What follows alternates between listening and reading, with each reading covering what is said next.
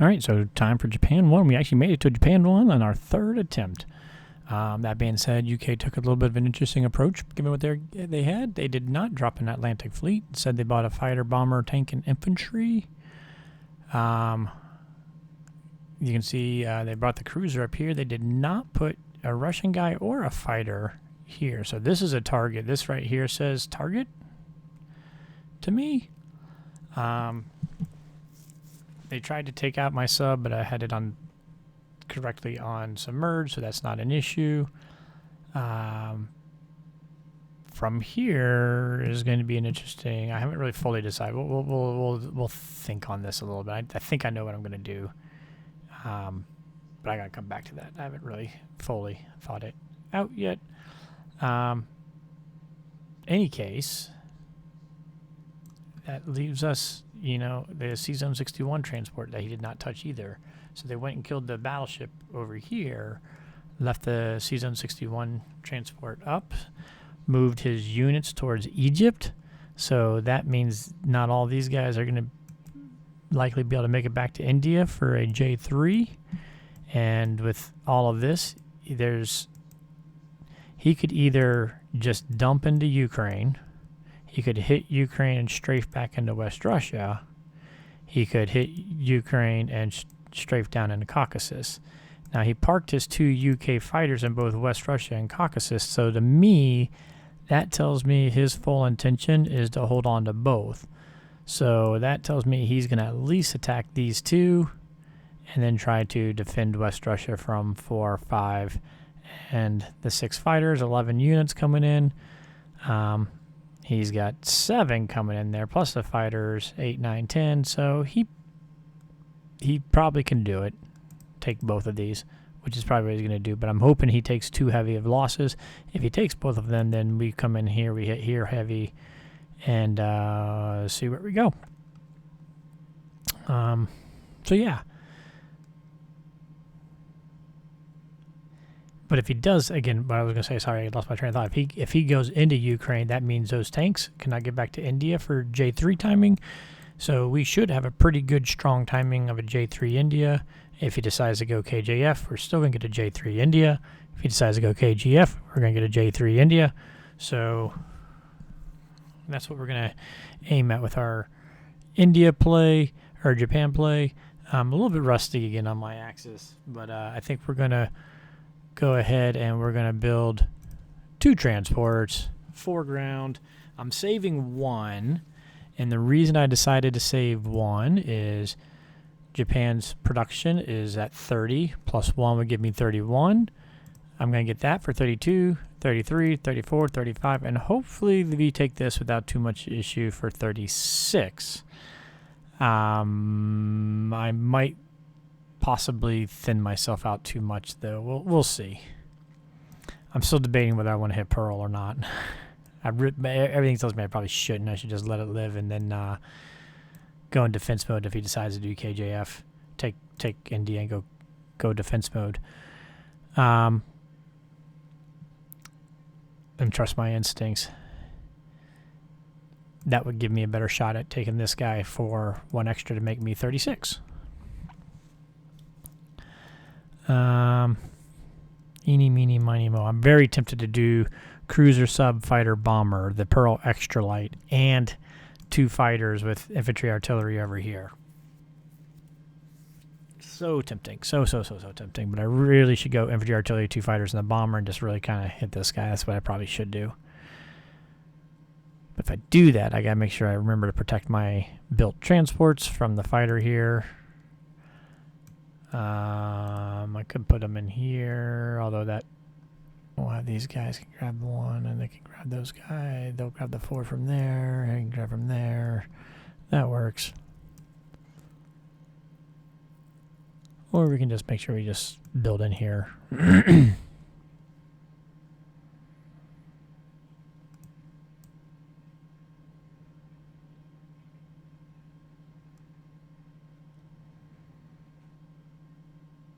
All right, yep, I think we're going to go. That's the buy we're going to go.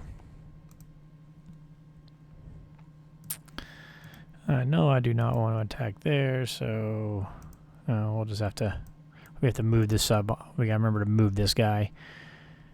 Let's see. So we're gonna do one. These guys are gonna go here. These guys are gonna go here.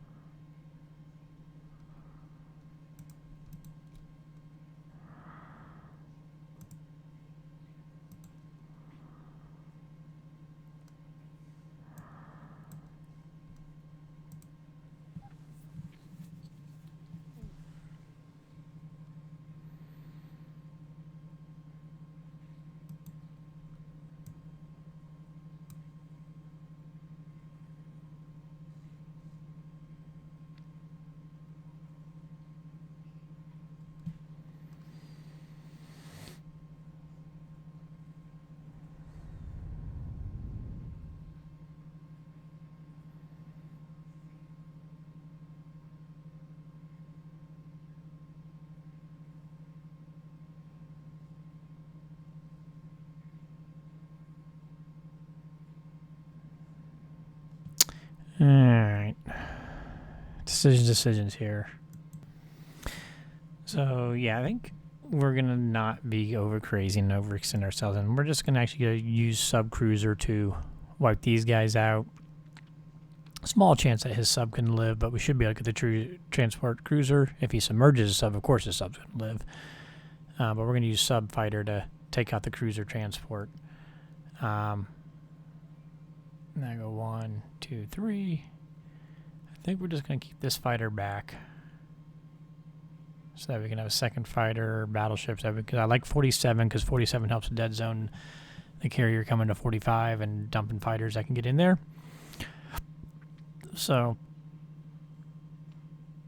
I just need to make sure I got enough safety there too. So I think we're going to use bomber up here too. I really wanted to go for everything, go for the gold, right? But the fact that he didn't put anybody in Szechuan, right? That's what we got here, Szechuan, yeah. And he didn't take out the C-Zone 61 transport. Tells me he's probably a newer player. I would think you'd want to do those two things.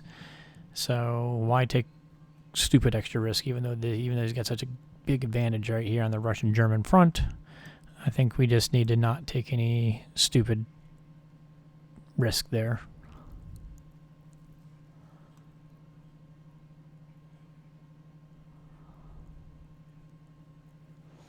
And I want two fighters here, so that's why I'm not going to commit this guy to anywhere.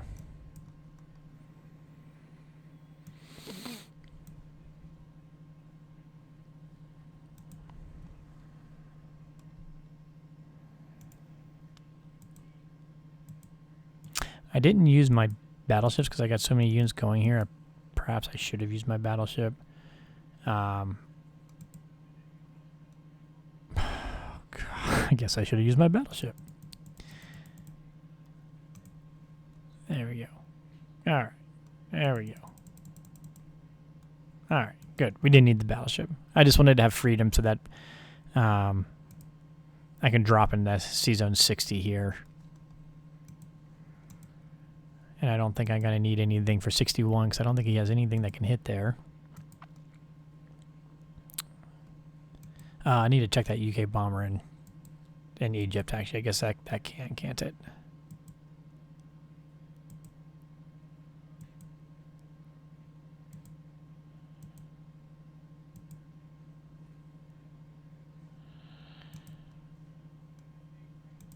Hit that surprise strike again. Yeah, nice. Nice.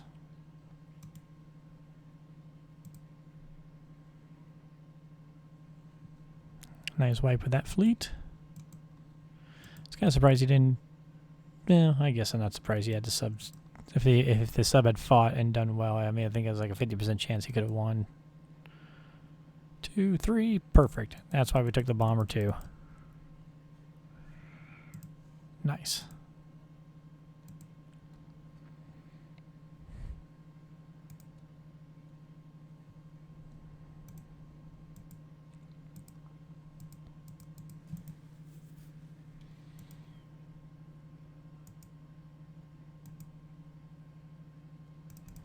Hey, we hit only in one shot? Wow. We only lost one guy there? I don't know the last time I saw 3 infantry survive that attack.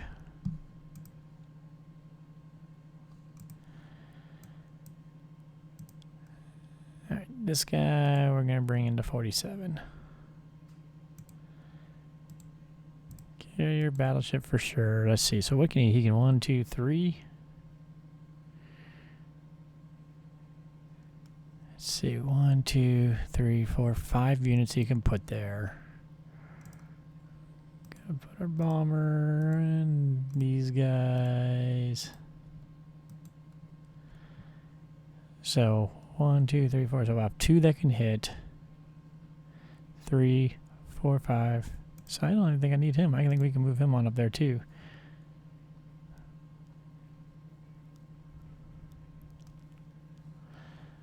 All he can hit is the 1 fighter, so a battleship should be good to protect there. Tell you what, we can bring him on in.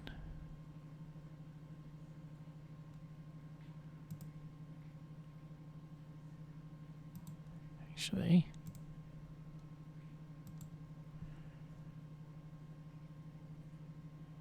nothing can do there, right? Oh wait, oh yeah, we got the bomber. We gotta watch out. 1, 2, 3, 4,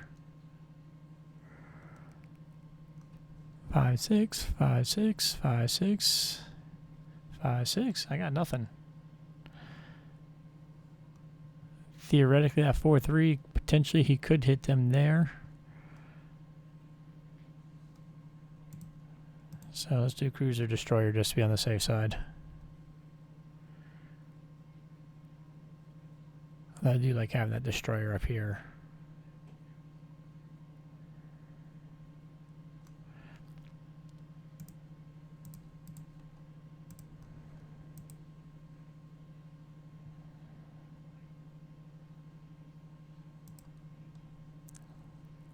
So we'll be able to put 5 fighters here, bomber, and the fleet, so that's dead zoned.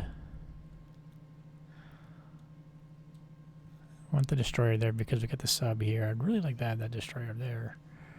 What if we just set the carrier? We've got carrier cruiser here instead.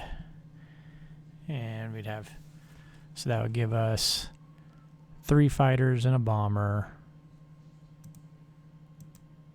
a destroyer, battleship, cruiser. 3 fighters, bomber, destroyer, battleship, cruiser. So that's like 7 units. And he can move 1, 2, 3, 4, 5 units in. UK's been destroyed. So yeah. Let's move that second carrier. Let's do this. Let's move that carrier here.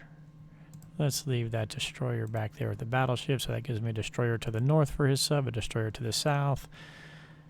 2 for my boats, destroyer cruiser in case he gets a shot with the bomber by opening it up with the Russians. I got that protected. I believe we're on submerge, although he's got a destroyer, so that shouldn't really matter.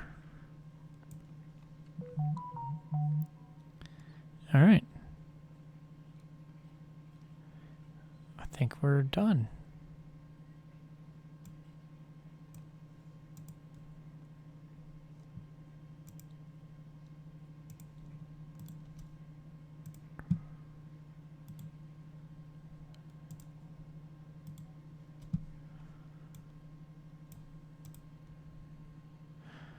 Well, it's been forever since I've played Axis. I'm a little awkward playing them, but there we go.